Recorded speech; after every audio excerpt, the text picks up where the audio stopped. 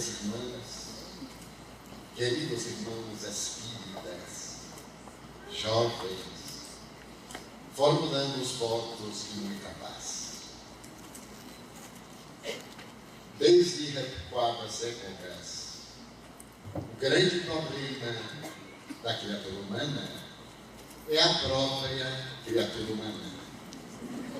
Se fizermos uma análise do indivíduo antropossócio-psicológico no seu imenso processo de evolução, ele nada mais é do que a soma das suas próprias experiências.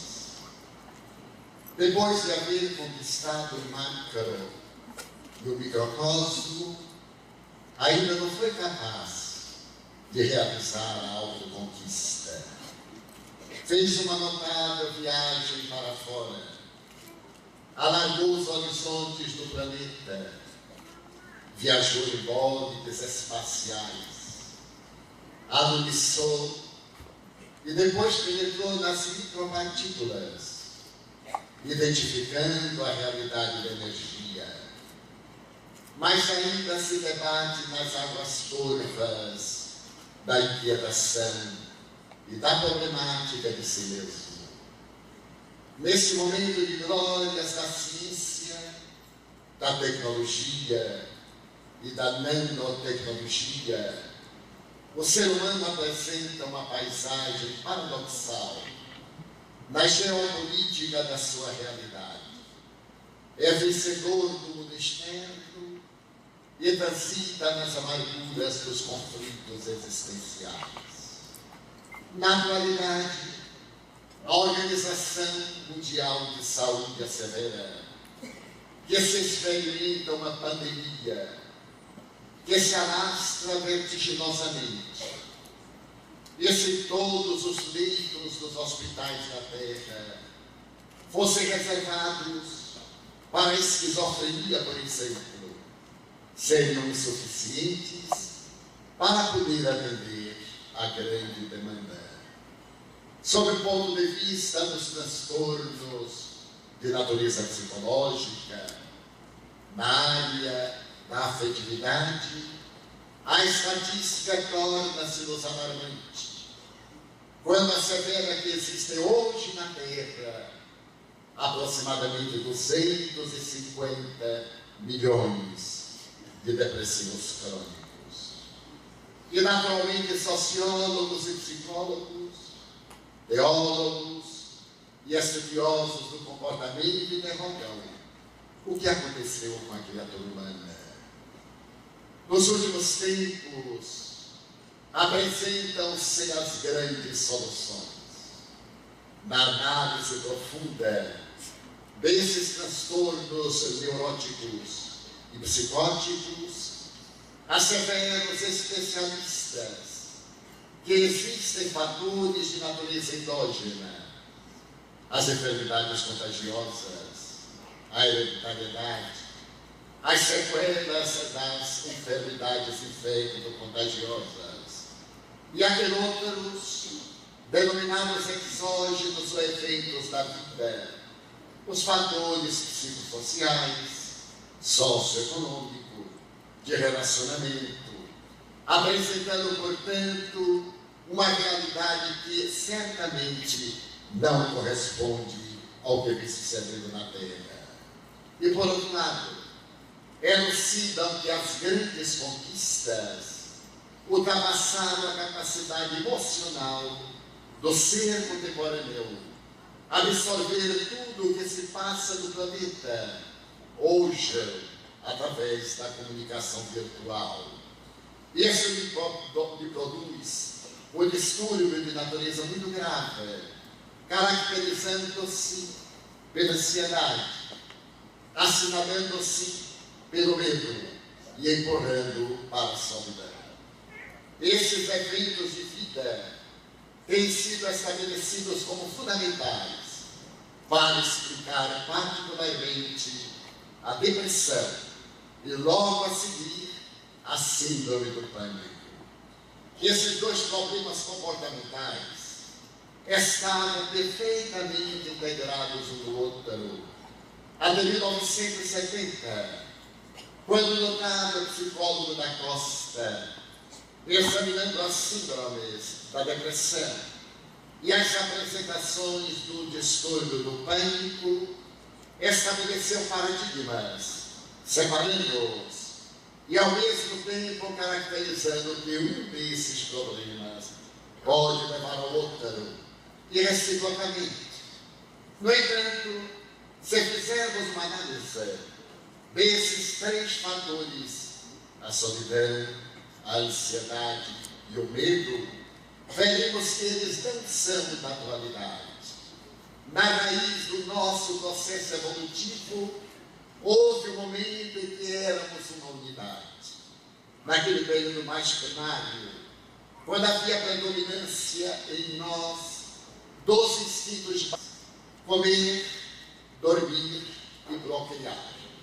Mas, segundo o psicólogo americano Watson, nesse processo antropológico houve um momento em que a psique experimentou uma fissão.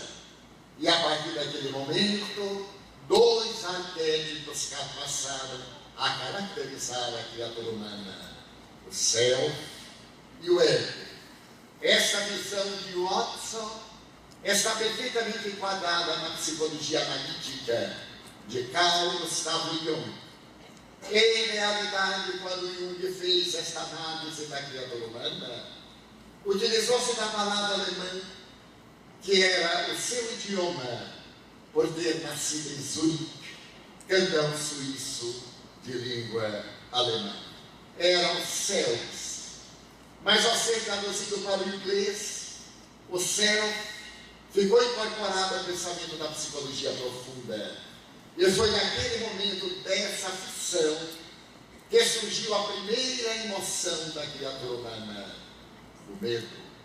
O ser humano estava dentro de um contexto em que era mais reprodutor dos fenômenos instintivos do que emocionais. Mas, de repente, ele deu-se conta que ele vivia num meio hostil. A natureza era uma adversária. Terremotos, maremotos, erupções vulcânicas, tsunamis, secas, nevascas, a tragédia das cheias e das chuvas torrenciais. Ele imediato surgiu nele um pavor, especialmente daquilo que ele ignorava, porque não podendo raciocinar, não sabia compreender como outro indivíduo ia andando e tomava. E logo depois ocorria a degenerescência orgânica. Foi nesse período, certamente, observam alguns estudiosos da vida fóssil, que o homem primitivo teve o seu primeiro contato com a vida transcendental. Porque depois de ver a decomposição daquele ser diante dos seus olhos, eis que ele aparecia, e isso lhe provocava o impacto do medo. É aí que vão surgir as primeiras manifestações do culto às almas dos antepassados. Esses estudiosos são quase unânimes a asseverar que no período da escrita rupestre, esse homem que tem medo do adversário, que é o outro, medo dos animais ferozes, medo dos fenômenos sísmicos, irá perceber que há uma força estranha e indômita que governa todas essas atividades, e surge o arquétipo sombra. A partir daí a sombra estará acompanhando o ego e o self. E até hoje, esse medo é tão inerente ao nosso comportamento que tudo aquilo que nos é desconhecido leva-nos ao inevitável temor. É, portanto, segundo o Dr. Watson, a emoção mais remota da criatura humana. Mas esse medo também é responsável pela suspeita, pela desconfiança, pelo temor, pelo pavor, pelo horror. E de imediato esse ser humano experimentou a segunda emoção, a ira. Quando, sentindo-se atacado, ele teve uma descarga de adrenalina produzida pelas glândulas suprarrenais, e veio o instinto de destruir o outro para poder preservar a sua vida.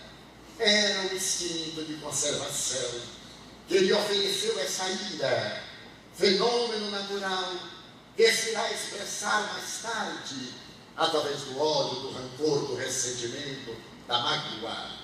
Mas como há dessa organização psicológica, o medo, uma reação fisiológica, essa ira fez que o organismo produzisse a adrenalina, mas logo depois uma outra descarga de cortisol e o passo de retroceder.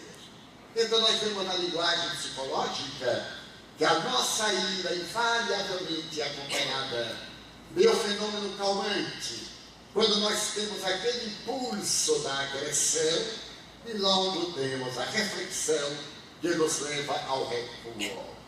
De imediato, nesse processo antropológico, vai surgir a terceira emoção, que é o amor, que está presente no animal, principalmente nos felinos, quando a fera lambe o seu filho recém-nascido.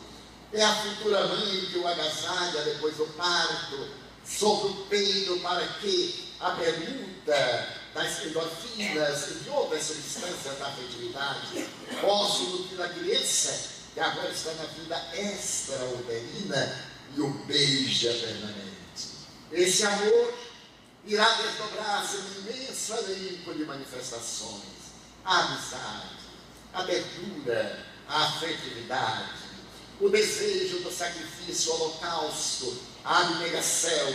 E esse ser irá agora transitar entre dois polos: o self, o si mesmo, aquilo que ele é, a realidade que chamaríamos o ser indestrutível, o espírito e o ego, aquilo que ele apresenta, para que através das sucessivas reencarnações, esses arquétipos da sombra, da ânima e do ânimos, outros arquétipos profundamente perturbadores, como o da culpa, sejam diluídos em nosso fenômeno de transformação moral e novamente haja uma fusão ego-self. Quando então atingimos o estado de individuação, preconizado por Jung, ou o reino dos céus, ou o estado de plenitude. Então esse medo é ancestral, essa solidão também é atemporal, e essa ansiedade é natural das nossas expectativas, que agora, face a uma existência de violência, de agressividade, de sexolatria, de toxicomania, de desvario, leva-nos a armar-nos, quando a lei é de amarmos-nos. Obtemos pela arma, ao invés da decisão do amor. E é natural, portanto, que isso produza grandes distúrbios em nosso movimento emocional, em nossos neurônios, perturbando a produção dos neuropeptídeos típicos da afetividade e da harmonia. Entretanto, da história da psiquiatria, podemos observar que esses fatores, denominados hoje como transtornos neuróticos e psicóticos, acompanham a criatura humana desde a antiguidade. Se nós abrirmos, por exemplo, o Bhagavad Gita, uma das obras notáveis do Vedanta, teremos a ocasião de ver Krishna dialogando com Arjuna e falando-lhe nessa simbologia poética: tu és um príncipe Pandava e estás cercado de adversários que pretendem destruir a tua vida. Esses adversários pertencem à casta dos puros, e tu deves armar-te, porque os Pandavas são poucos. E o jovem, que é sonhador e poeta, pergunta ao grande mentor: mas que devo fazer? Lutar a ponto de extingui-los, matá-los. Mas eu não sei quem são esses adversários. São teus familiares, teu pai, tua mãe, teus irmãos, teus tios, teus primos. E então o jovem interroga: mas como? Como eu poderei atrever-me a matar a minha família? Onde eu poderei cometer esse hediondo crime? E o nobre mentor lhe diz: na consciência. O campo de batalha é a consciência. E será nesse campo de batalha que trabalharás a grande luta, porque os puros são os vícios e os pândavas são as virtudes. As virtudes são minoritárias e os vícios são acomodações do passado, hábitos animalizados que ainda permanecem na estrutura do nosso comportamento. E o jovem entrou em melancolia. Eis a palavra utilizada pela psiquiatria ancestral para definir o que hoje nós chamamos depressão. Mas vamos observar na Bíblia, por exemplo, quando o rei Saul faz um processo de melancolia, que chamaríamos hoje de transtorno depressivo da emotividade de natureza bipolar. Depois de haver experimentado vários tormentos, ele tem os momentos de euforia e os momentos profundos de melancolia. E para poder acalmar esse transtorno de comportamento, o jovem Davi canta os salmos, canta a harpa e os velhos instrumentos musicais. E temos aí a primeira experiência musicoterapêutica, porque com essa musicalidade o rei se acerena, o rei Saul se recupera para voltar a ter outros surtos, enquanto Davi é um instrumento da sua terapêutica de reorganização emocional. Transferindo-nos para o Ocidente, iremos encontrar em Hipócrates, o pai da medicina grega, 400 anos antes de Jesus, a alegação de que as doenças fazem parte da vida e que o indivíduo é aquilo que se alimenta, tese hoje adotada pela medicina moderna. De acordo com os nossos alimentos, podemos experimentar saúde e bem-estar, ou termos vários transtornos orgânicos que se podem converter também em distúrbios de natureza psicológica.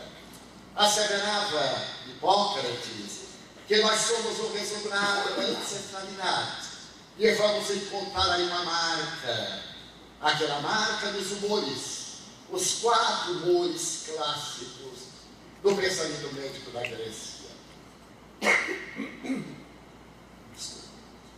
Quando a criatura humana é orientada pelo sangue, pela bilis amarela, pela bilis negra, e então, com o 4º elemento, essa bilis negra que é uma herança de Eva, do pecado original, a criatura humana compraz-se e guardar uma culpa em um processo natural autopunitivo, torna-se um fator de melancolia. E é para que essa melancolia seja liberada, é necessária a terapêutica das sangrias, dos vomitórios, dos laxantes. E é curiosamente, aqueles que não morriam de desidratação continuavam melancólicos. A proposta, portanto, era muito curiosa, porque os gregos antigos asseveravam que a melancolia era uma punição dos deuses, que desejando castigar aqueles que os desagradavam, invocavam-no para a fúria da melancolia. Porém, mais tarde, ao estudarmos Aristóteles, o emérito discípulo de Platão, ele dizendo que o seu mestre Platão e Sócrates periodicamente entravam em melancolia quando eram inspirados pelos deuses. Temos 2 versões: a melancolia que se transforma numa punição e a melancolia que faculta a penetração das áreas sublimes da imortalidade. Mais tarde, nós vamos encontrar outro grande médico grego que estabelecerá a necessidade de encontrar-se soluções para o grave fenômeno da melancolia. E nós veremos Galeno, esse notável pensador, que será talvez uma das bases da futura medicina até o século XIX. Muitas propostas de Galeno irão contribuir para o materialismo mecanicista. Ele terá a oportunidade de asseverar que a criatura humana somente se libertaria da melancolia quando pudesse libertar-se dos humores perniciosos que degradam o ser humano. E nós veremos nessa mesma história da psiquiatria que por volta do século IV a melancolia foi tão vasta que ela recebeu o nome de assídia ou de assédia, e alongou-se pelos 1000 anos da Idade Média, o período do obscurantismo, da negação dos valores humanos, da perversidade religiosa, da absoluta e total selvageria dos instintos agressivos. Mas por volta do século XIV, a melancolia chegou a um ponto tão terrível que a Igreja Católica classificou-a como sendo um pecado capital.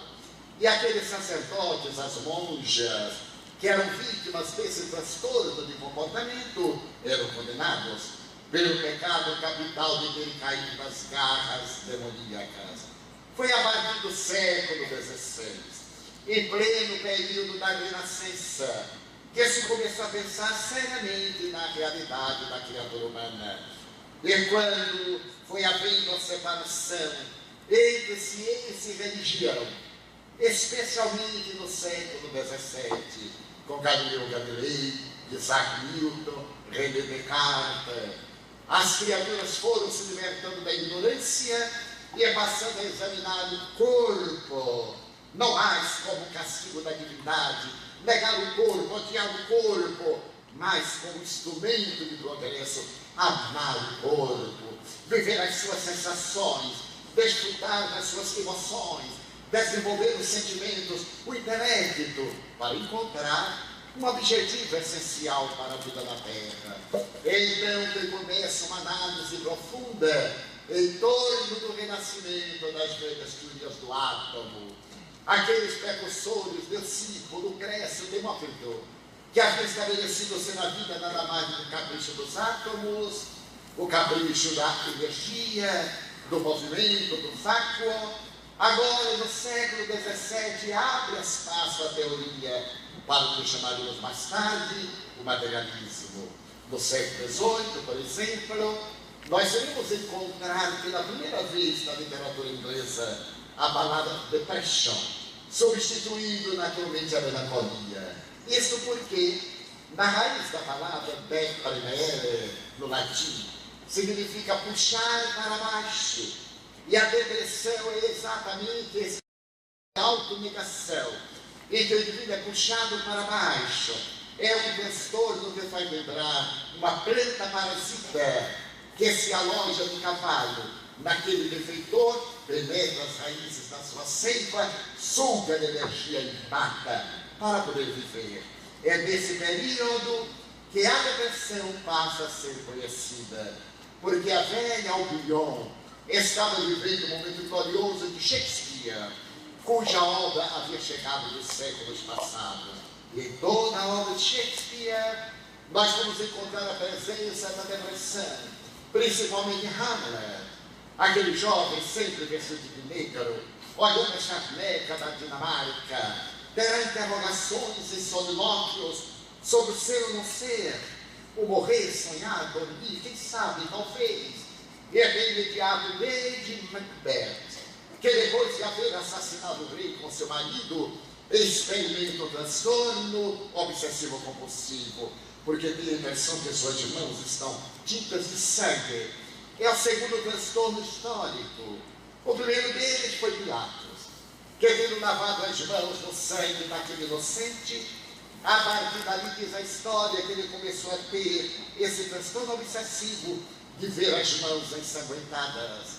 E onde quer que estivesse, havia um escravo conduzindo uma bacia de prata com água e uma toalha de vinho, em que ele lavava as mãos e enxugava-as. Mas o transtorno obsessivo não estava nas mãos, estava na culpa, na consciência que ele projetava essa inquietação perturbadora. E na história, que depois da morte de Tibério, quando ele foi chamado de volta a Roma e foi mandado ao exílio, suicidou-se, atirando-se sol do vulcão extinto na Suíça. Lady Macbeth é o exemplo também do grande transtorno de comportamento.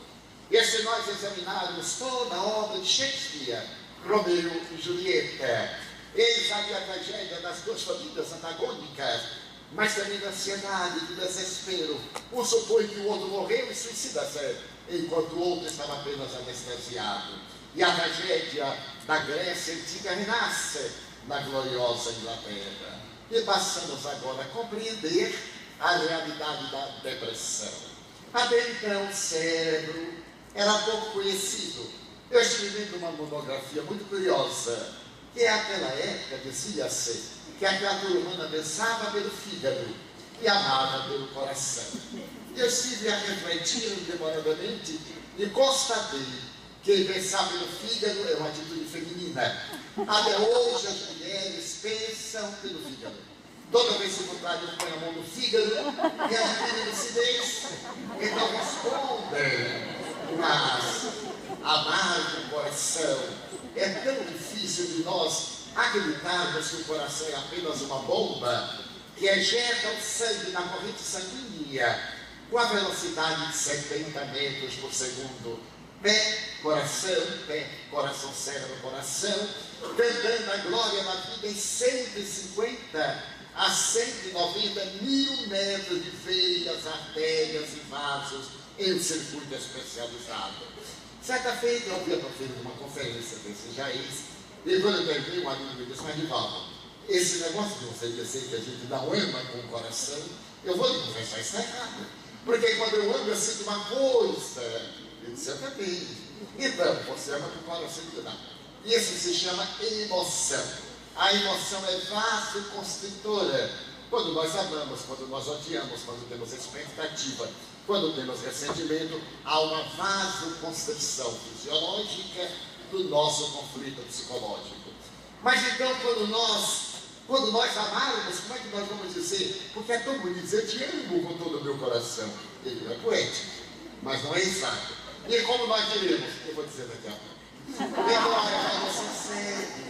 Esse processo maravilhoso, e no século XIX, graças às experiências de Jean-Martin Charcot, na década de 1880 e 1890, em La Salpêtrière, em Paris, nas suas memoráveis reuniões de hipnose, para identificar a razão da manifestação histérica, seja de natureza orgânica, seja de natureza psicológica, ele vai receber a presença de Sigmund Freud em 1885. O eminente mestre de Viena estava tratando a senhorita O, aquela que era portadora de uma parecia, que de repente estava praticamente paralítica. Não havia nenhuma doença orgânica, mas havia o problema orgânico. Freud desejava saber se na raiz de qualquer transtorno de natureza orgânica pode haver também um distúrbio de natureza psicológica, ou vice-versa. E ele vem a Paris para estudar o eminente Charcot. Charcot descobre então o subconsciente. Percebe que o nosso cérebro tem um depósito onde estão arquivadas as nossas lembranças, as nossas memórias, as nossas emoções. Freud fascina-se, e de tal maneira se fascina com o mestre, que dá o nome, Jean-Martin, ao próprio filho, mas é uma alma rebelde do mestre de Viena. Logo depois ele descrepa de Charcot e volta a Viena. Ali ele vai encontrar o seu querido amigo Dr. Breuer, aquele havia entregue o caso de Ana O. E naqueles diálogos memoráveis entre dois sábios, o mestre diz ao outro mestre: afinal, eu consegui encontrar a razão do transtorno da senhorita O. E eles dialogam. Não é tão simples como estou dizendo. E então o mestre diz: certo dia eu falei-lhe que eu não sabia o que ela possuía. Não sei qual é o seu problema. Essa sua doença misteriosa, não volte mais aqui. Não gaste seu dinheiro. E ela diz: mas doutor, eu procuro outro médico? Se quiser. Mas nenhum de nós sabe o que é que você tem. Mas doutor, o senhor como médico tem coragem de confessar a ignorância? Sim, claro. Eu sou médico, mas não sou Deus. Eu não sei o que a senhorita tem neste momento. Ela me olhou demoradamente. O senhor confessa, portanto, a sua incapacidade? Não é uma confissão. Eu apresento a realidade. Ah, doutor, eu tenho um segredo que eu nunca me atrevi a contar a ninguém. Mas já que o senhor foi tão honesto comigo, eu vou narrá-lo. Quando eu era menina, Eu amava meu pai. Mas só que eu não amava meu pai como uma criança ama os seus genitores. Eu amava como uma mulher ama um homem. Mais tarde, eu descobri que meu pai me amava, mas não como o genitor ama a sua filha, mas como o homem ama a uma mulher. E então, você sabe, ele se atreveu e eu quis esbofeteá-lo. Quando eu desejei esbofeteá-lo, eu me lembrei que era um pecado capital. E claro, eu recusei. E a partir dali, o braço pareceu enrijecer-se e eu estou com um problema. Então eu percebi, disse-me a Freud, eu percebi que o seu conflito, desde aquela fase do Evangelho, se o teu braço, tua língua, teu olho são motivo de escândalo, arrancai-os para entrar no reino dos céus. É uma compositura simbólica. Ele então matou o braço, arrancou e adveio a problemática. Percebendo agora a causa psicológica do problema fisiológico, sorri para ele e disse mais: isso é normal. Todo homem ama a uma menina, toda mulher de maior idade ama um menino e vice-versa. Eu mesmo amei a minha mãe. É claro que não ouvi isso, mas para tranquilizá-la, ele não é doutor, é um fenômeno normal. Mas é um pecado? Não, não é pecado. Pecado é ação, é a atividade perturbadora que agride as leis da ética moral. Em realidade, isso é um sentimento, é um desejo que nós podemos sublimar. Doutor, mas eu já me sinto melhor. E nas sessões subsequentes, ela apurou-se radicalmente. E Freud diz: é isso que eu procuro. Entrar no inconsciente, que ele havia identificado em 1895, entrar no inconsciente do indivíduo para descobrir a causa que o atormenta. E é a partir daí que o mestre de Vieira vai dizer que o nosso inconsciente pode ser comparado ao Oceano Pacífico e a nossa consciência a uma casca de nós sobre ele. É que vale dizer que todos os nossos atos, reflexivos ou não, partem da nossa herança ancestral antropológica. Mais tarde, Jung, ao discrepar do mestre, falará que nós temos dois inconscientes: o individual, que é o de cada um de nós, e o coletivo, que é uma herança arcaica, arquetípica. Só que Jung não se deu conta que nós temos essa herança por causa das reencarnações, porque através dos milênios estivemos passando pelos séculos e guardamos no inconsciente profundo as nossas heranças, que hoje servem, na palavra de Jung, podem ser comparados a um iceberg. O inconsciente corresponde a 95% do iceberg, que fica oculto, e a consciência apenas a parte que flutua, 5%.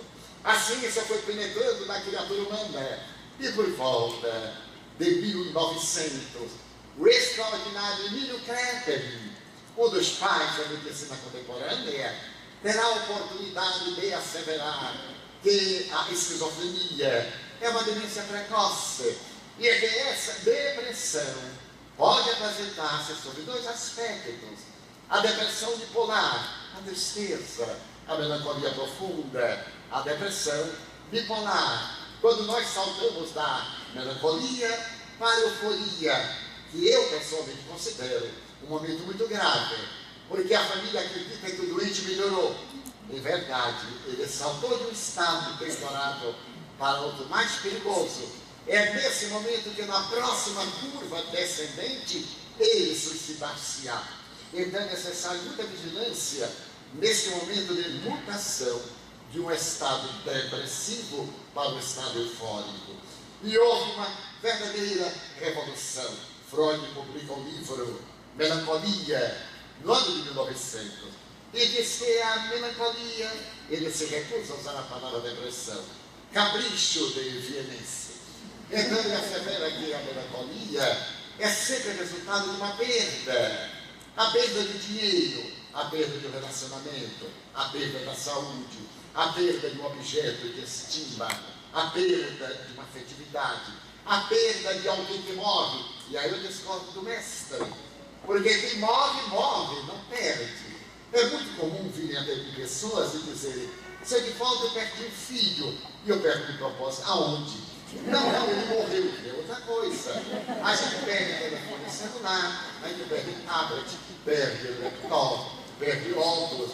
Pessoas não se perdem, morrem, desencarnam, falecem. Nós temos que considerar a morte um fenômeno biológico, uma fatalidade, nada de fugir dessa realidade através de subterfúgios linguísticos. Não, uma pessoa morreu, desencarnou ou faleceu. Para podermos adaptar o nosso organismo psicológico como o meio que nós também temos. É muito comum nós irmos aos enterros e nunca pensarmos quando os outros virão ao nosso enterro.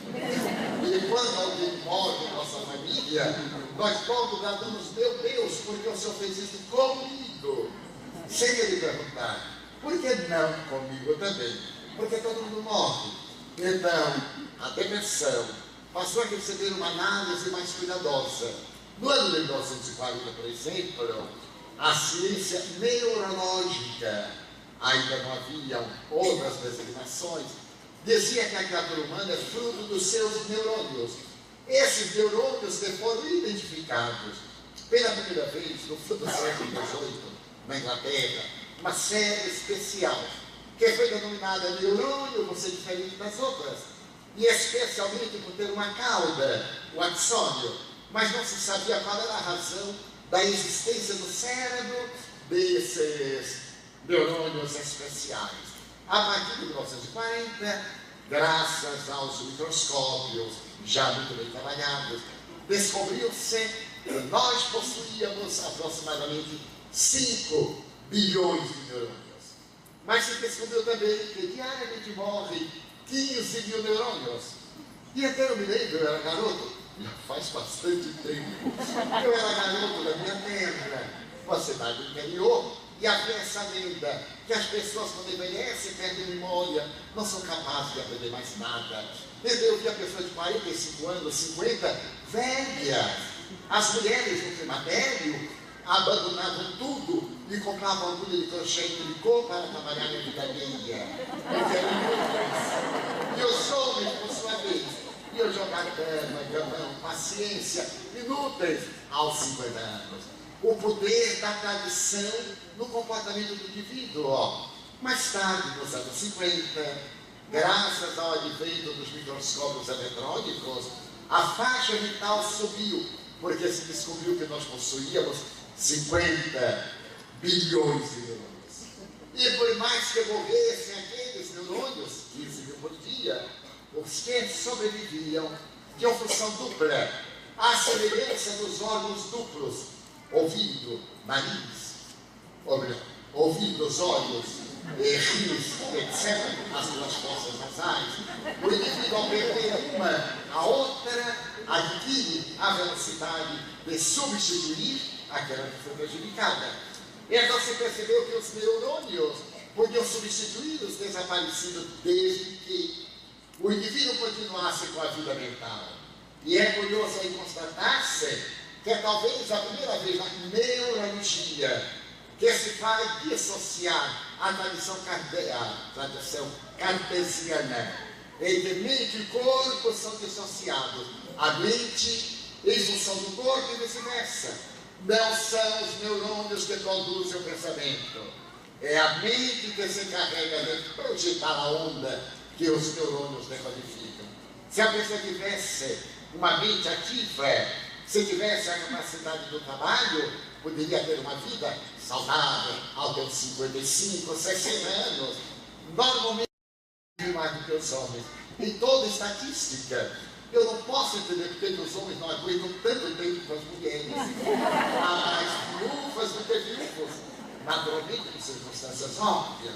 Então a idade mental passou para 55 anos para o homem, 60 anos para as mulheres. Na década de 70, agora com a cerebrologia e o estudo profundo da nossa câmara cerebral, os cientistas descobriram que nós possuíamos aproximadamente 75 bilhões de neurônios. E já podia morrer neurônios à vontade. Não fazia falta. A vida fundamental subiu para 65 anos para o homem, 70 anos para a mulher. E na década de 90, década do cérebro, 1990 a 2000, os cientistas americanos e europeus pediram ao Congresso americano decretar aquela dezena de anos como sendo a década do cérebro, porque o nosso encéfalo foi todo decodificado e o presidente Bush declarou aquele período como a década vitoriosa do cérebro. Nesse momento, descobriu-se que nós possuíamos entre 75 bilhões a 100 bilhões de neurônios. E descobriu-se algo fascinante, científico, que os homens possuímos milhões e bilhões de neurônios mais do que as mulheres. Para nada. Eu tenho um amigo psiquiatra.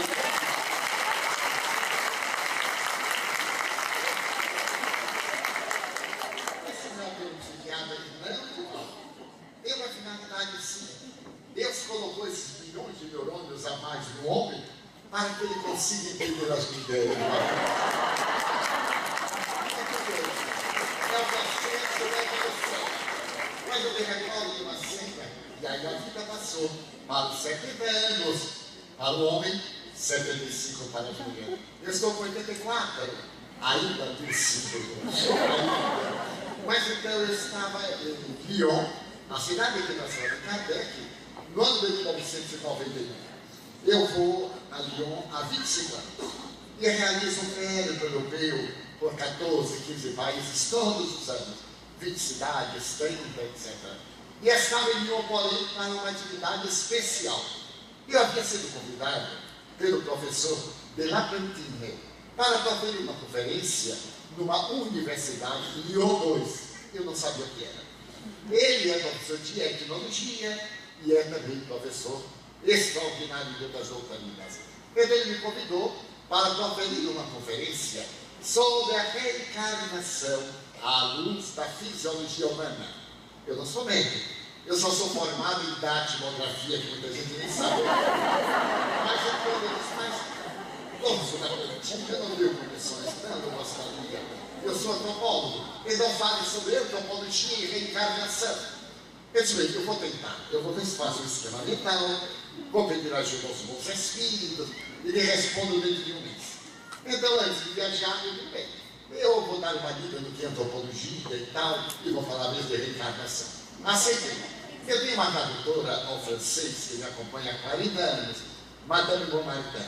Ela é brasileira, carioca, e é a maior tradutora do planeta, porque ela me traduz antes de eu falar.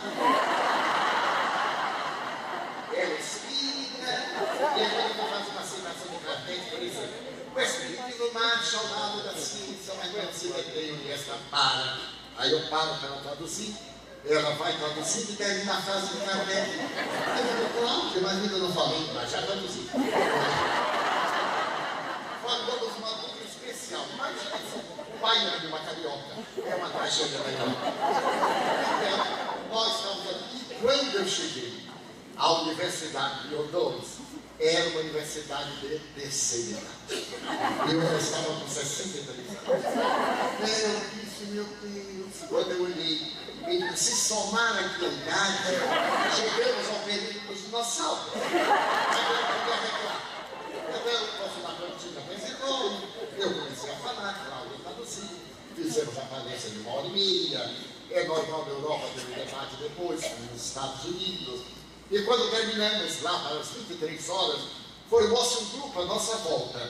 E uma francesa típica, era primavera, ela estava com um chapéu, porque de violeta, uma echarpe muito bonita. Ela olhou para mim e fez, Mr. Franco, j'adore la reencarnação. Nossa Senhora, eu acho que ela entendeu mesmo. Eu também entendi. Ela, agora vamos ver quem entende a quem. Aí eu peguei no braço do Cláudio, deu um sinal para a introdução. E a senhora entusiasmada disse, porque eu tenho 81 anos. Eu olhei para ela com o olho clínico, eu calculei que ela estava com 85. Porque a mulher não é raridade, não é feminina. A mulher tem o dever de não ser fiel nesse negócio de idade. dizer a minha idade verdadeira, não é mais 3. É normal, é charmoso, faz parte da vida. Então eu digo para ela sorrindo, e eu estou estudando odontologia, senhor Franco. Eu já fiz 4 anos e só faltam 3. Eu disse, meu Deus, que coisa notável, que demônios dessa criatura. Então eu perguntei a passando, e a senhora, quando concluir, portanto ela concluía com 84, na conta dela, 88 na minha. A senhora pretende abrir uma clínica? É natural. Vocês estão estudando. Eu digo, mas minha senhora, imaginemos uma coisa absurda, uma hipótese que não vai acontecer, mas se for acaso, devotamente, a senhora morrer antes. Era o senhor Franco, se eu morrer logo, na outra encarnação eu já volto, não volto, né?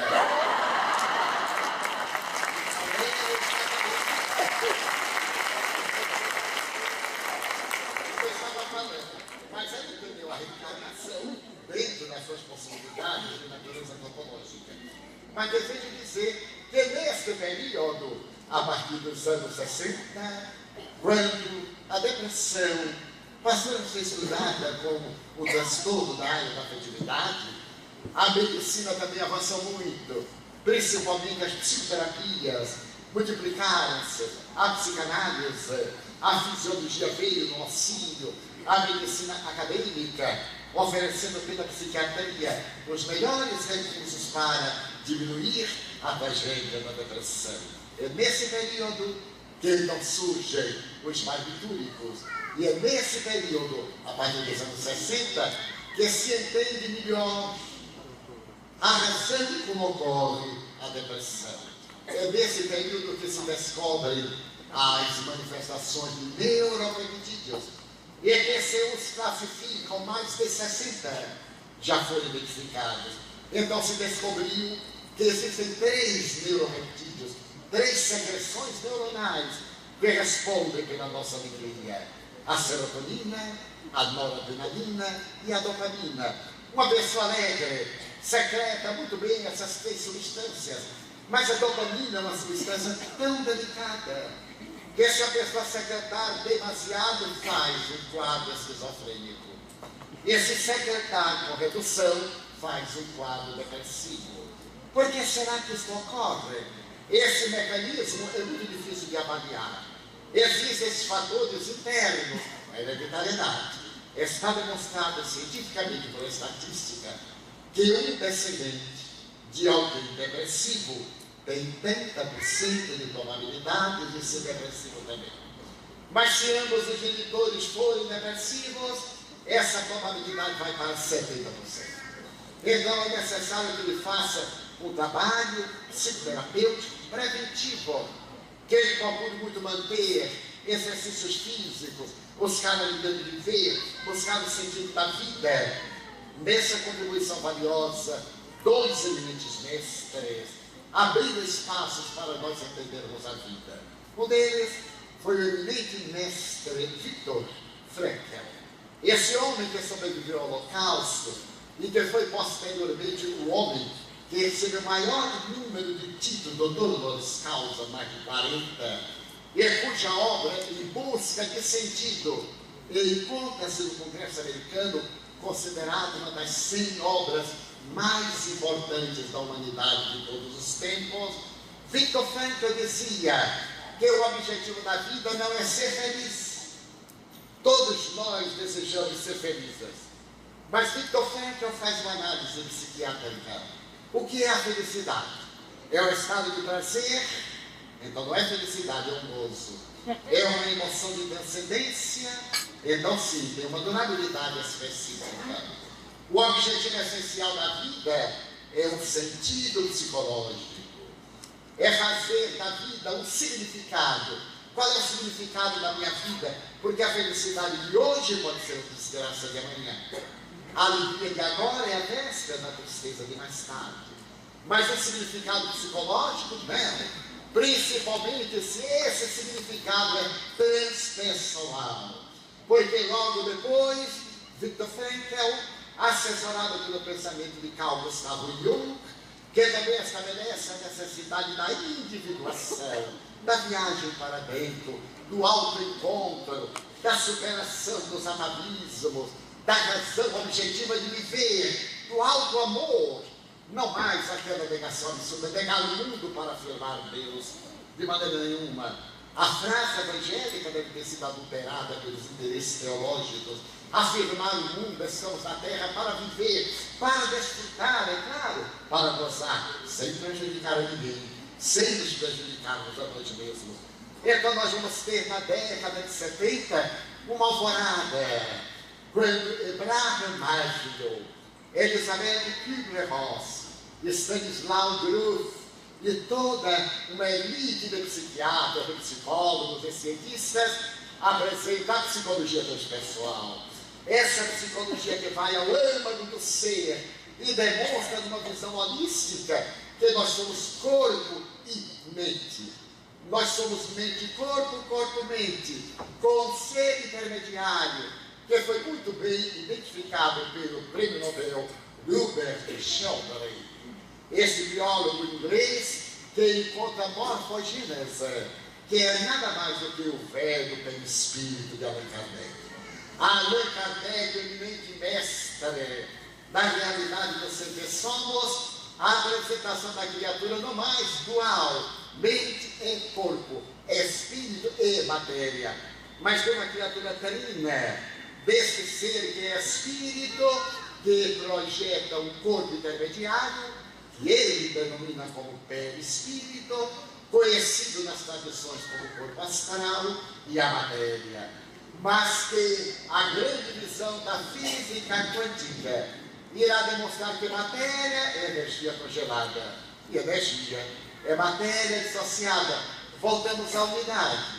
Então essa realidade do ser é a psique, é o self, é o espírito, a alma, como se queira definir. E ela está no corpo, diz Allan Kardec, para intelectualizar a matéria, para disciplinar os impulsos, para ser uma forma de desenvolver as habilidades internas, porque esse ser é de manifestação divina. O Espírito Joana de Anjos diz que nós somos lucigênitos, da luz divina gerados, e temos a mesma potencialidade como asseverou Jesus. Não está escrito, interrogou ele, que vós sois deuses, que podeis fazer tudo o que faço e muito mais, se quiserdes, se tiverdes fé, se vos empenhardes. Então, com a psicologia transpessoal, a ciência antes, diz a materialista, abre agora uma visão de natureza holística, e nós vamos ser espírito, corpo intermediário, matéria, mas nós temos uma destinação para a imortalidade. Quando nas experiências de Stanislav Grof, na Universidade de Viena, em 1955, com o ácido lisérgico, ele conseguiu entrar no inconsciente profundo dos psicopatas, dos esquizofrênicos. E é mais tarde, quando ele pôde apresentar a respiração holotópica para fazer desoxigenação cerebral, abriu um campo imenso para poder entender a realidade da criatura humana. E nas belas experiências realizadas na Califórnia, nos grandes seminários de Big Sur, nasce a psicologia transpessoal, a psicologia com alma. Jung será esse notado precursor, que depois de haver estudado as mandalas do budismo, pergunta-lhe: mestre, o senhor crê em Deus? E ele responde: eu sei. Porque crer é uma coisa muito vulgar. Crer-se hoje, não se crê amanhã. Não se crê agora e passa-se a crer amanhã. Mas quando se sabe, isso é muito diferente. Eu estava no congresso no Canadá. Eram os dois espíritas, eu e o meu amigo que me traduz ao inglês. Ele é um notável economista brasileiro, professor da Universidade de Phoenix, no Arizona, e é um espírita militante. Estávamos os dois, era um congresso para psicólogos, para psicólogos, etc. E nós dois éramos os únicos espíritas. Então, o meu tema era prova científica da imortalidade da alma. E nós havíamos combinado antes os tópicos, porque sempre eu deixo para o momento da inspiração. mas havíamos abordado alguns tópicos para poder dar lógica ao conteúdo da conferência. Mas na hora que eu me levantei da cadeira ao microfone, houve algo na minha mente e eu mudei. Então ele veio para outro microfone e eu, depois da saudação, que ele traduziu, eu disse: eu não creio na imortalidade da alma. Ele me olhou assustado e disse: tá louco? Não tem qual você diz da imortalidade da alma? E eu disse: mas traduz, João, por favor. Traduz? Nós olhando, nós dois brigando, rindo. Mas ninguém percebeu. Ele me diga: eu não creio na imortalidade da alma. Não, não digo. Vocês estão obcedados, eu não disse. Eu vou dizer em inglês, vai ser uma da gente. Ele ficou com medo que eu me arriscasse a falar inglês. Imagine baiano falando inglês. É muito contar-lhes algo que chegou recentemente. Porque o povo que mora no sul tem uma inveja da Bahia, não sei por que. Acontece. E então se conta que o presidente Barack Obama mandou um avião especial para levar baianos não deprimidos para conhecer Washington. Então o avião chegou, doutor de Miami, e foi. Então foi o presidente da República, a primeira dama, o FBI, a CIA, etc. E os baianos não desciam de maneira nenhuma. Então o embaixador, que fosse saber. O embaixador brasileiro subiu, perguntou: o que está se passando? Desçam. Não desceram. Mas por que não desce? Nós não descemos por causa de um erro. Mas que horror! Não descemos. Eu tenho embaixador do senhor, presidente, eles não vão descer. Mas por que não? Por causa de um erro. Mas para saber o que é isso? O embaixador volta. Vamos descer, meus amigos. Não desceremos. E não desceremos por causa de um erro. Mas o que tem a ver o erro? Aí está. O erro come baiano.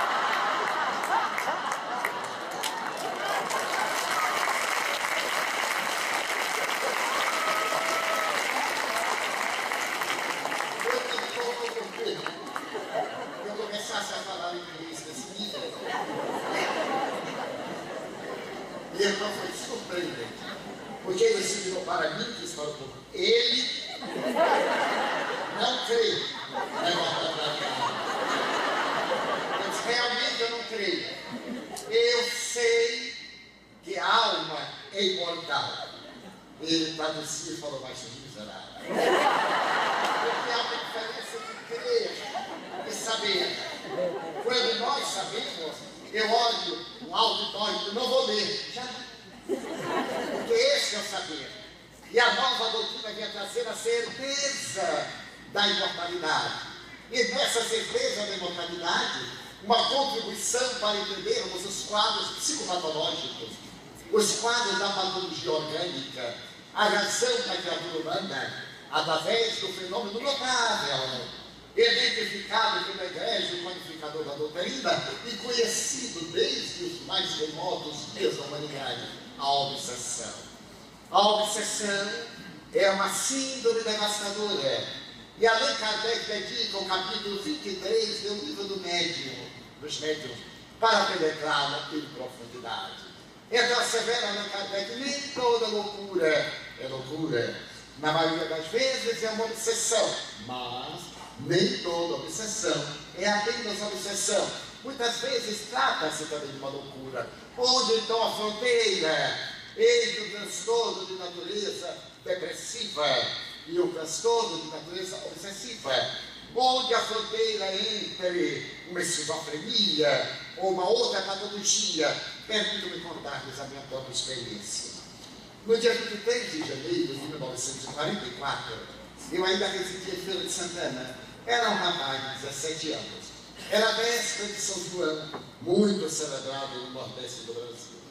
Então eu estava na rua, quando o colega me disse: Divaldo, meu irmão caiu ali, morto.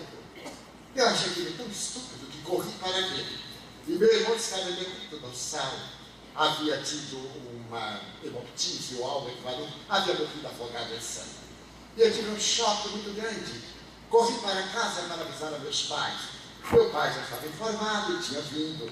Naquele tempo, no estado interior, nos fazia necrópsia, levantamento cadavérico. Ele reuniu algumas pessoas solidárias e carregou o corpo do meu irmão e levou. Meu irmão era casado, era mais velho do que eu, e ele residia defronte de nossa casa. A nossa casa era muito grande, uma família de 13 filhos, uma mesa enorme com bancos. E eu me sentei ao banco sob aquele pátio terrível. Então, chegado o cadáver, foi preparado, e às 20 horas, a minha mãe se aproximou de mim e disse: meu filho, vamos agora, nós éramos todos católicos, orar no ofício de Nossa Senhora, vamos fazer o velório do seu irmão. Eu quis levantar-me e não pude. Experimentava algo estranho, como se da cintura para baixo eu estivesse coberto de gelo e uma sensação de cãibra. E Deus fez um novo impulso e disse: mãe, eu não posso levantar. Minha mãe vivia muito nervosa comigo por causa dos meus transtornos mediúnicos. E agora, com a morte do meu irmão, ela estava desesperada. E ela chegou-se até mim e disse: não é hora de você vir com as suas coisas. E me puxou. Eu tentei ficar em pé, tombei. A partir dali, eu fiquei com deficiência dos movimentos dos membros inferiores. Fui logo levado para a cama, meu pai veio, chamou o médico, era o único médico da cidade, um clínico. Ele então olhou demoradamente, percebeu a tragédia da família, o irmão mais velho morto, o mais novo, paralítico. Ele só trata-se de um traumatismo. E ele, talvez, tomar um choque, ele fique bom. Meus irmãos entenderam a fé da letra, que aplicaram todo tipo de choque imaginável. Eu só resisti porque tinha que resistir mesmo.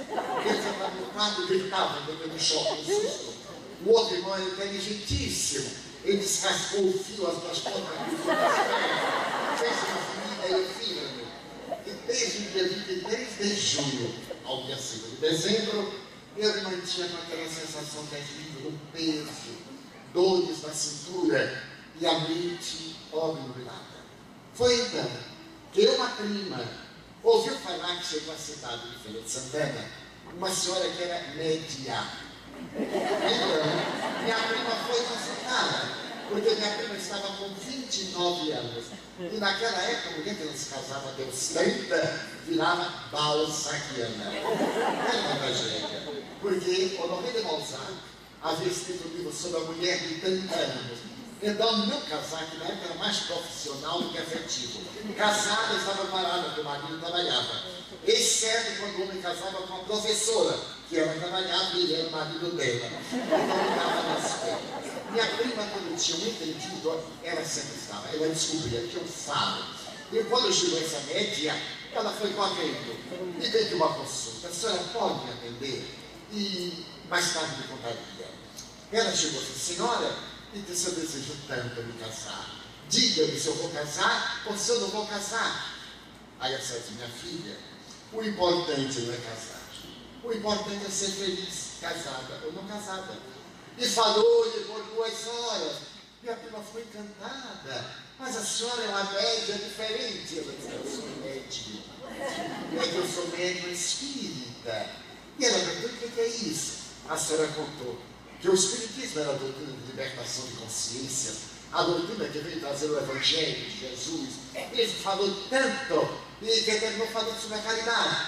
E quando minha prima foi pagar, ela disse: não, minha filha, isso é uma pergunta de afeto. Nós espíritas, nós médios espíritas, não recebemos absolutamente nada. Porque uma mãe não deve saber o que outra faz. E damos de graça, Deus chega de graça. Fazemos a caridade. Minha própria a senhora faz a caridade? Sim. A senhora visita um primo meu que é paralítico? Com muito prazer. Foi um alvoroço em nossa casa, porque vinha uma médium, e todos nós muito católicos, o sacristão. Imagina, Senhor. Por fim chegou a senhora, minha prima, a senhora e minha mãe. Minha mãe era uma alma santificada pelo sofrimento. Então a senhora perguntou: o que é que ele tem? Minha mãe me disse: minha senhora, depois da morte do irmão, ele ficou paralítico. A senhora me olhou demoradamente e disse: mas ele não tem nada. Eu fiquei chocada. Eu disse: minha senhora, eu sou muito doente, até eu piorei um pouco. Na minha conjuntura, eu sou muito doente. Ela disse: não é não. Eu digo: meu Deus, porque lá em casa nós temos um psicoterapeuta que ficava pendurado atrás da porta. E era quando era necessário, o pai dizia: vá buscar o psicoterapeuta. Aí nós tínhamos que buscar. Ele fazia uma sessão de 5 minutos, passava qualquer problema. Eu imaginei Maria fazendo comigo, fingindo que você é de mesmo. Você fala assim, olha, como é que eu sou doente? Eu sou muito doente. Não é, meu filho. Eu disse, o que eu sou? Ó, psiquiatra. Eu achava que ela estava viva. Eu não sabia o que é um psiquiatra. Ele disse, seu irmão, você é médium, meu filho. E no momento que você contemplava o cadáver do seu irmão, houve uma vinculação velho espírito a velho espírito. Eu não sabia, não entendi. Mas ele explicou na você. E ele então está no centro dos movimentos e afetando o centro nervoso. Mas você vai ficar bom. Eu disse, mas meu irmão, ele disse, é o José. E descreveu meu irmão. Talvez melhor do que eu descreveria. Tomado de espanto, eu perguntei, mas meu irmão já morreu, como é que a senhora sabe? Eu estou vendo. E a senhora vê os mortos? Vejo, meu filho. Foi o momento mais alegre da minha existência. Porque eu era um louco solitário, agora eu tinha uma louca. Eu também vejo, eu me entende. Esse é o seu remédio. E vai ficar bom agora. Aproximou-se, você sabe orar, eu sou católico. E sabe orar sem rezar. Pois é, há uma diferença de rezar e orar. Orar é abrir a boca para esvaziar o eu e falar com Deus. Vamos orar. Feche os olhos, que eu lhe vou aplicar um passe, a bioenergia. Mas eu não fechei os olhos não, só um pouquinho. Eu queria ver o que ela ia fazer. Ela aproximou-se do leito, encostado em almofadões, e através de movimentos rítmicos, como que tirasse uma teia, uma rede de cima de mim, ela foi dispersando aquela energia que demorou o tempo que eu recitava talvez o Pai Nosso. Depois me tocou nos ombros e me disse, ele se afastou. Os bons espíritos retiraram. Recuou e disse, agora levante-se. Eu disse, mas eu não posso. Ela disse, levante-se. Eu não posso. Se eu me levantar, eu caio. Minha mãe era uma senhora baixinha. E mulher baixinha é mulher alta. Mulher alta é como tovoada, muita zoada, pouca chuva. Já começa a chover. Ela foi fazendo esse quadrinho, assim, disse, levante. Eu disse, mãe, se eu levantar, eu caio. Caia. Mostre que é um menino educado. Porque naquele tempo ele respeitava os pais. Hoje os pais têm medo dos filhos, é uma coisa curiosa. Eu aí levantei. Porque eu sabia que ou eu levantava ou eu levantava. Eu quadris, e quando os pés bateram no chão, eu senti aquela sensação pós-câmara, quando os vasos periféricos vão sendo vitalizados pelo sangue. Trabalhei um pouco e a senhora disse, venha. Eu fui andando até hoje. Desde ter sido um desenho de 1944, até esse momento, nunca mais tive qualquer problemática nas minhas pernas. A senhora disse.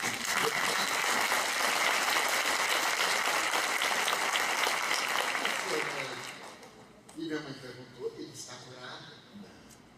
Este é o primeiro round. E agora tem uma grande luta pela frente. E eu perguntei, o que é que eu devo fazer? E é uma sessão espírita, mas eu não vou. Eu sou católico. Ela disse que tem a ver. Porque o diabo se comunica lá. Como é que você sabe? Todo mundo diz. Mas todo mundo dizia que você era paralítico. Não era. Então, eu não vou. Minha mãe me olhou assim e disse, isso. E naquela noite nós fomos. Aí começa a minha outra trajetória. Porque quando eu cheguei na sessão espírita, que era uma casinha no subúrbio da cidade, eu esperava encontrar afrodescendentes, pessoas de má vida, pessoas indígenas. Eu fui tomado pela surpresa. O senhor, o meritíssimo juiz de direito, o notário da cidade, o gerente do Banco do Brasil, a senadora do altar do coração de Jesus, que também era média, e só faltava o gerente das casas pernambucanas.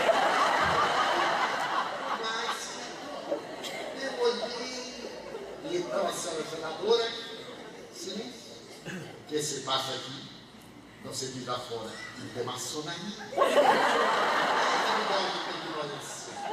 Fui sentado na mesa, naquela época, o os métodos ainda muito primários, minha mãe, eu e outros. E eu fui pela primeira vez ao leitor do Evangelho. Orgulho e humildade. Foi aberta, eu achei uma página enriquecedora. E é quando o notário se levantou para orar, eu percebi que ele se transformava numa lâmpada fluorescente. Ele foi ficando iluminado, e eu perdi a consciência. Quando eu despertei, minha mãe chorava, me segurava na mão e dizia: meu filho José veio falar comigo. Era o meu irmão, que havia desencarnado há 6 meses. Ele disse: mãe, mas como é que ele falou? Pela sua boca. Ele disse: mas mãe, eu estava dormindo. Ela me aplicou um beliscão. Aí eu fui convencido, graças ao artifício materno. No dia seguinte eu fui conversar. Era uma sexta-feira, no sábado eu fui conversar. Quando o padre me viu, perguntou: o que fala? O que é isso? Eu digo: o diabo. Eu fui para a sessão espírita e fiquei bom. Venha conversar. Porque era pecado, né? Mas o que eu queria mesmo era contar ao padre quem estava na sessão. Esse era o meu plano, porque era uma traição à igreja. Mas peguei e contei e disse assim: mas padre, o senhor não imagina quem estava lá. E ele não perguntava quem era. Eu não podia delatar porque era pecado. Eu não podia calar porque era pecado. Assim, quando terminamos, ele disse: olha, irmão, volte lá. Ele disse: padre, é pecado. Eu sei que é pecado. Você pega sexta, confessa sábado, e eu venho aparecer comigo. Vamos ver quem vai dar. Eu perguntei, estou começando. Janeiro. Estávamos um dia conversando, aí já tinha contado todo mundo quem ia. Estávamos conversando, quando de repente eu disse: padre, está entrando aqui uma diaba, na sacristia, que é atrevida. Ela está entrando. E o padre perguntou: como ela? Eu ia conversar. Eu estava descrevendo, ele: o que é que você vê bem? Eu vejo que ela usa óculos, tem uma polpa para trás, tem uma verruga do lado superior. Eu disse: vem cá. Não é o diabo, não, é mamãe. Receba. Eu olho. Quando eu voltei lá na aula, o padre comovido, um homem extraordinário. Ele disse isso que eu nunca me esqueci e preciso ver. Divaldo, a igreja não condena as comunicações espirituais. Ela não recomenda, porque são atividades muito graves no contexto da psicologia humana.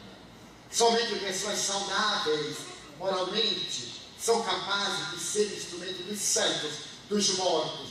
Não esqueça disso agora, vá. Mamãe veio me dizer que eu estou intimidando você, que eu estou apavorando. Eu sei que os mortos se comunicam. Vá e não volte mais. Eu disse: mas padre, eu sou católico. Ele disse: vá. A sua tarefa não é aquele. Me despediu com um sorriso e continuamos amigos até a sua desencarnação. Eu lhe aplicava passos, contava os fenômenos, recebia mensagens de amigos, de outros sacerdotes para ele, porque foi um homem extraordinário aqui na Terra. Então a psicopatologia, que era uma patologia orgânica, era de natureza mediúnica. Assim também aqueles a quem nós ofendemos. E meu irmão não o fez por maldade. Simplesmente ele se localizou no meu perispírito e a sua incidência de angústia, o desespero perturbaram o meu fenômeno. Acabou a vida.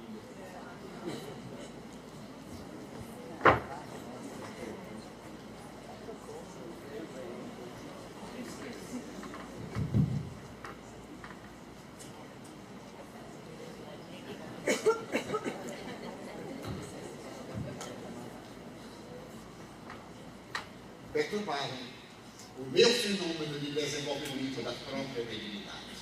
Mas aí chegou a doutrina espírita e eu tive a alta honra de procurar compreender toda esta sintomatologia da depressão, porque nossa instituição espírita, no Lar de Crianças, que nós mantemos desde 1952, eu vejo os espíritos em intercâmbio com as crianças, com os colaboradores. E uma dessas crianças foi vítima um dia de um surto de natureza depressiva, havendo sido necessário interná-lo no Hospital das Clínicas, na área da psiquiatria, porque eu estava viajando. E quando voltei, ao visitar o meu filho no estado deplorável, e sabendo que eu mesmo experimentava, que eu mesmo via as ameaças que lhe faziam os espíritos infelizes, os meus irmãos da retaguarda, dedicamos uma noite especial ao meu filho, e o seu algoz veio comunicar-se conosco. Contou a história trágica de ambos, e graças ao trabalho do dialogador, que o Espírito Manuel Filomeno Miranda chama psicoterapeuta de desencarnado, depois de 2 reuniões, ele optou por deixar o filho, que também era meu, pela adoção. E hoje meu filho está casado, é pai do seu antigo pai, a quem ele houvera assassinado numa das cidades do estado de São Paulo, de uma maneira atroz para poder adentrar-se na fortuna. Hoje eles resgatam, e eu observo desde o começo, quando a sua esposa ficou grávida, e o meu filho veio me dizer: tio, eu detesto ser que vai nascer através de minha mulher. Ele: mas você é espírita, meu filho. Em nosso dicionário não existe esse verbo, mas é maior do que eu. Ele: você tem que submetê-lo para que se torne menor do que você. E quando a criança nasceu, ele agora entusiasmado, que meu filho não havia feito antes uma nave para saber o sexo, ficou entusiasmado e perguntou assim: tio, o meu filho é um grande missionário, não é? Eu: sem dúvida, meu filho. Será um dos apóstolos? Ele: não tem. Será que não tem? Ah, mas por que ele é missionário? É um missionário do amor. Virá trabalhar com você para limpar as anfractuosidades de um velho relacionamento. E muitas vezes ele me perguntava: mas tio, esse menino é curioso, ele vem e me abraça, daí a pouco me morde. Por que será? Uma herança canina. É necessário ajudá-lo mais. E desta forma, hoje, ele está com 30 anos, o meu neto. Ele conhece toda a história. O pai não entrei em detalhe. Mas com ele eu contei para perdoar. E ele tem por mim uma afeição profunda dessa de ternura, porque ele lembra dos nossos encontros no mundo espiritual. Então o Espiritismo veio para poder contribuir em favor da saúde integral, não apenas para curar os efeitos, como faz às vezes a medicina alopata, sendo necessária uma visão holística para curar também as causas. É provável que a futura medicina receba um grande contributo também da psicologia. E ao invés de nos determos nas substâncias químicas, utilizemos-nos da homeopatia. Não foi por acaso que Hahnemann nasceu com a grande missão semelhante de Kardec, ao lado de Zamenhof, com o Esperanto, para poder abençoar o mundo. Vivemos hoje um contexto de grandes perturbações. O que fazer? Ter a coragem de viajar para dentro, ter a coragem de descobrir o sentido psicológico, o significado de natureza psicológica para a nossa vida. E acima de tudo, pregar o Evangelho de Jesus, que é o mais belo tratado de psicoterapia da humanidade. Aliás, a grande psicanalista alemã, a doutora Hannah Wolff, assemelhava que Jesus foi o maior psicoterapeuta de todos os tempos. Porque enquanto psicoterapeuta, necessita do sonho, do desenho para interpretar, das associações. Ele olhava e penetrava no âmago da criatura, mas sempre recomendava coisa cura: agora não voltes a cometer desaides, a pecar, para que não te aconteça nada que seja pior. O Espiritismo veio hoje trazer essa mensagem de alento: amemos, amemo-nos. O que é que vale dizer? Respeitemo-nos, não nos deixemos dominar pela onda de erotismo, de vulgaridade, pelo momento de terror, de medo, porque só nos acontece o que é de melhor para a nossa vida. Com essa filosofia, eu já viajei por mais de 2.000 cidades a sós, em 64 países do mundo, cujos idiomas eu não tenho a menor ideia, e nunca me aconteceu nada. Só no Brasil que eu tive a honra de ser assaltado. Quem ainda não foi assaltado no Brasil deve ser muito infeliz. Nem ladrão quis imaginar. desta maneira. Estamos diante de um grande desafio, que é o desafio do amor. Sejamos nós aquele que tem a honra de amar. Se alguém não nos ama, o problema é dele. Se alguém nos odeia, pior para ele. Todos nós temos inimigos, mas isso não é importante. O importante é não ser inimigo de ninguém. Então abramos os braços ao amor e digamos: meu Deus, eu gostaria tanto. Eu gostaria de dizer que quando eu amo a vida, então muito obrigado, Senhor, por tudo que me deste, por tudo que me dás. Obrigado pelo ar, pelo pão, pela paz. Muito obrigado pela beleza que os meus olhos veem no altar da natureza. Olhos que fitam o céu, a terra e o mar. A beleza que existe na paisagem da natureza. Muito obrigado pelos olhos meus. Mas diante da minha visão, eu detecto os cegos que tropeçam na multidão, que choram na escuridão, que sofrem na solidão. Por eles eu oro e aqui imploro comiseração, porque eu sei que depois desta vida, na outra vida, eles também se libertarão. Muito obrigado pelos ouvidos meus, que me foram dados por Deus, ouvidos que ouvem o tamborilar da chuva do terreiro, a melodia do vento nos ramos do ormeiro, as lágrimas que vertem nos olhos do mundo inteiro, ouvidos que ouvem a música do povo que desce do morro na praça cantar, a melodia dos imortais, que se ouve uma vez e não se esquece nunca mais, a voz melodiosa, canora, melancólica do boiadeiro, e a dor que geme e que chora no coração do mundo inteiro. Pela minha faculdade de ouvir, pelos surdos eu te quero pedir, porque eu sei que depois desta prova da vida nova, eles escutarão. Obrigado pela minha voz, mas também pela sua voz, pela voz que canta, que alfabetiza, que ilumina, que trauteia uma canção, que legisla e que teu nome pronuncia com dúlcida emoção. Diante da minha melodia, eu quero rogar pelos que sofrem de afasia. Eles não falam de noite, eles não cantam de dia. Oro por eles, porque eu sei que depois desta prova da vida nova, eles cantarão.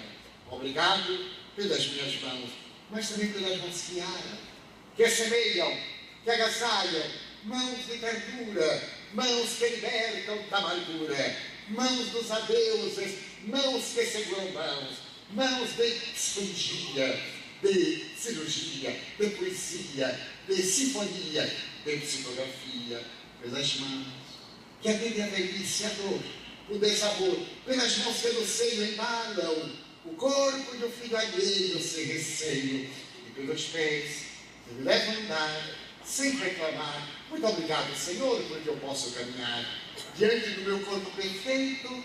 Eu te quero louvar, porque eu vejo na terra infelizes, aleijados, amputados, marcados, paralisados, que se não podem movimentar. Eu oro por eles, porque eu sei que depois desta expiação, na outra reencarnação, eles também bailarão.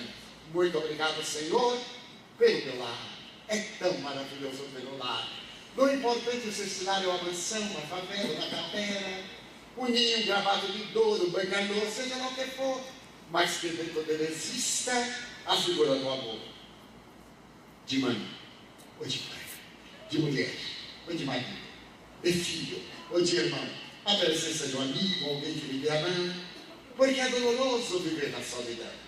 Mas se eu a ninguém tiver para me amar, nem um teto para me agasalhar, nem uma cama para deitar, bem aí reclamarei. Pelo contrário, eu te direi: obrigado, Senhor, porque eu nasci. Obrigado porque creio em ti, pelo teu amor. Obrigado, Senhor, pela sua atenção. Muito obrigado, Senhor.